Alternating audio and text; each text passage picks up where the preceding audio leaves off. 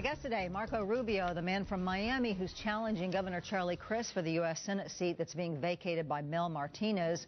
Mr. Rubio's raised a mere few $100,000 versus Crist's war chest of millions. His own Republican Party a few months ago practically endorsed Crist, but Mr. Rubio, the former Speaker of the House, son of a Cuban refugee who enjoyed a meteoric rise in Florida politics, says he is not to be counted out.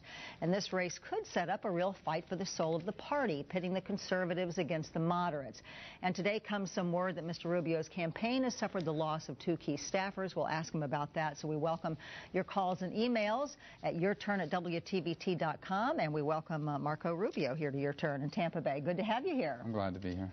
So you lost your campaign manager and your fundraising chairman. How's this going to affect your campaign? Well, that's how it's been described in some media outlets. Really what's happened is we've reorganized the campaign. When these folks came on board, we thought we were running a traditional campaign against other candidates of pretty much equal standing in terms of, name recognition and fundraising capacity. This is a very different race. This is a race against the sitting governor of Florida that brings with him, all sorts of establishment advantages. So we have to run a different kind of race, and so we're retooling to put the people in place that can help run that campaign. Our finance director remains on as a consultant to the campaign. She's just fallen into a more traditional role. And our manager's going to go back to California, where he came from originally, and he'll be consulting from there. We've brought in Pat Shortridge, who was very involved in the 1994. He was one of the key political operatives of the Republican takeover of Congress in 1994. He'll be coming in as a senior advisor to retool the campaign. In the meantime, we're full steam ahead. So any truth to the rumors that you could drop out of this and run for Attorney General against Mr. Kottkamp? No, I'm going to run for United States Senate. And I'm running for the... First, I'm not interested in climbing the political ladder. I mean, that's not the reason why I got into races. Attorney General is a great job. And, in another time, in another place, it would have interested me. It's a very important job. And, there's been folks that have come to me and talked to me about the interest of party unity and the need to have a strong ticket. And I understand. I have a soft spot for that. I believe deeply in the Republican Party and what it can do for public policy in the state.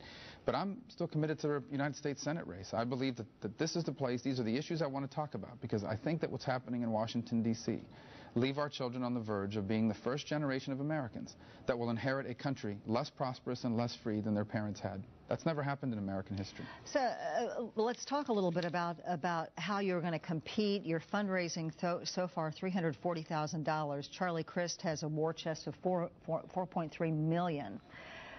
How are you going to First of all, it's not as bad as it looks. It's actually $600,000. Okay. We raised $250 in the first, and we raised $600,000 in 10 weeks of fundraising. We did it with an average contributor of $64 from all 50 states and all 67 counties. And when you run for office, I have never run before statewide, you don't only have to build name recognition among voters, you have to build a base of donors, and that's what we're doing. And here's the key that people don't pick up on. The other people running in this race, once they get those contributions, the folks who gave them money can never give it again. Almost 97% of the money I've raised has come from people that can give over and over again. And if they keep giving $64 or $70 every 3 months, they'll never reach the maximum. So the goal of our campaign is to get those donors that have given to give again, and to build on that base with new donors. And over time, that base begins to grow and compound itself. That's the power of fundraising from small grassroots donors. And we're very happy and pleased with the progress we've made. The second thing I would say is that this is a Republican primary, okay? It takes 600,000 to 700,000 votes to win this primary, not 5 million. And it doesn't cost millions and millions of dollars to convince 700,000 right-of-center Republican conservatives in this state that I'm the right choice for them in the Republican primary. How fair was it that your own party practically endorsed Crist, basically kind of said... Well, it depends how you view the party. There are some party leaders that tried to endorse Crist, as the chairman of the state party did. How did that make you feel? Well, it didn't really impact me. Here's how it made me feel. The folks who really make up our party, the folks that work hard on campaign-by-campaign basis year-round to build our party, mostly found in the Republican executive committees all across the state, have overwhelmingly rallied to our side. There's been 3 straw polls taken already in the state of Florida, one in Pasco, one in Lee County, one in Monroe County. We have won all 3 by margins of like 75%. And that shows you how much grassroots support we have among the Republican activists that really are the Republican Party, not the big shots in Washington or Tallahassee. A lot of people are saying Crist is more of a moderate. You're giving the conservatives a candidate who has a more conservative bent than Crist. True? Well, I think here's what it is. I wish the voters could make up their minds about that. I don't want to be the one out there pointing fingers and saying he's this and I'm that. That's why I want to have debates. You know, I was literally in the same hotel as Charlie Crist about 2 weeks ago at the editors' meeting of the newspapers. We were both invited for a forum. He was in the same place just an hour apart, and he didn't want to stay and debate me. I think debates are important, not because I want to show him up. And we're going to agree on a lot of things. We're both Republicans. But there are some fundamental differences in our positions, and those need to be laid out. And the best way to lay them out is in a debate so the voters can hear from us and then make their choice. And that's important because I think it's important for voters to know what the candidates stand for. All right, we're going to take a break. Marco Rubio is my guest. We'll talk about some issues with him when we come back and see what you have to say about it. We'll be right back. My guest today, Marco Rubio, running for the U.S. Senate, challenging Governor Charlie Crist. This email is about that. Bob says, I voted for Charlie Crist because he was the least evil. He is a slick-talking politician with no character. He will say anything he thinks that will get him votes. Point this out. Don't stop. You can win. So I sort of ask again, do you feel like that the challenge between you and Crist is sort of for the soul of the party in terms of the moderates versus the conservatives who feel like that Crist is way too moderate? Well, first of all, I agree with the email that I can win, and I certainly believe Okay. that. And second of all, let me say that I think politics is about ideas. I think politicians should be about where they stand on the issues. And I do want to get into a debate with the governor. I do want to get into a debate with Charlie Crist so he can tell us exactly where he stands on these key issues that face our country. Where is he too moderate? Well, I don't know the word. Let's not use the word moderate. I hate titles. Okay. Let me say this. He supported the stimulus package, okay? Yes. Now, the stimulus package to me embodies everything that I think is going wrong in Washington, D.C. Number one, it's based on the notion that somehow government spending can stimulate job growth in our economy, which I don't believe it can. Number two, it's based on short-term thinking. It's basically on the notion of, we know we don't have this money, but let future generations worry about it. We just need to get through today and let tomorrow worry about tomorrow. And number three, it's based on the notion that it's okay to spend money we don't have. Because this is money, that stimulus money is not our tax dollars.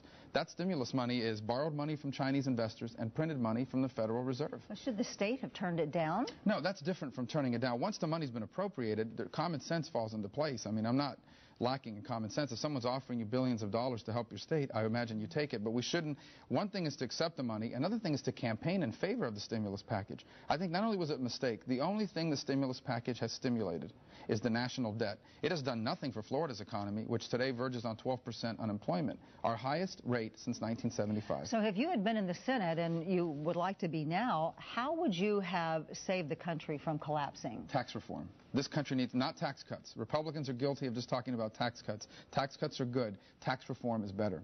And by tax reform, I mean rewriting the entire code or abolishing it altogether. That's my preference, that we have a national consumption tax through the fair tax concept. That's your idea with the property taxes. You were the one who had this sort of radical idea, not necessarily radical, but it didn't get where you wanted to go, but abolish property taxes in the state of Florida. Well, we would have been better off today had we done that. Even local cities and counties would have had more revenue than they're getting now under declining property values. But that's history now. The truth is, this is the fair tax. It's not a concept I came up with. It's something that's been studied since as late as 1996, and it would work. If we can't accomplish that, then what we need to do is a simplification of the tax code. Get rid of the exemptions, flatten the personal income tax so that everyone can fill it out on a sheet of paper.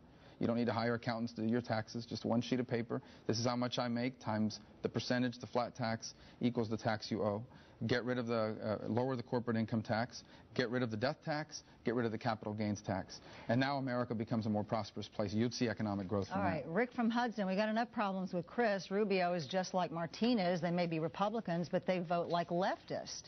They don't vote for what their constituents want. Don't know exactly what Rick is referring to specifically there. I've been accused of a lot of things in my time, but being a leftist is not one of them. No. It's not one of them. Let me ask you about your father came here from Cuba. My parents both did, yes. Came here from Cuba. 1959. So, you know, the demographics are so shifting, especially in Miami, among the younger Cuban-American population, of saying, look, our parents supported the embargo. They thought that was going to make a difference with Fidel Castro. Hasn't turned out to be effective. Do you still support it? I do. And first of all, I don't think the public opinion has changed on the embargo. The younger even among younger voters, are saying, I don't know. No, they're supportive.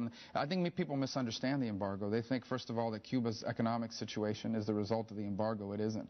There's no product that you can't buy in America that you can't get from Canada.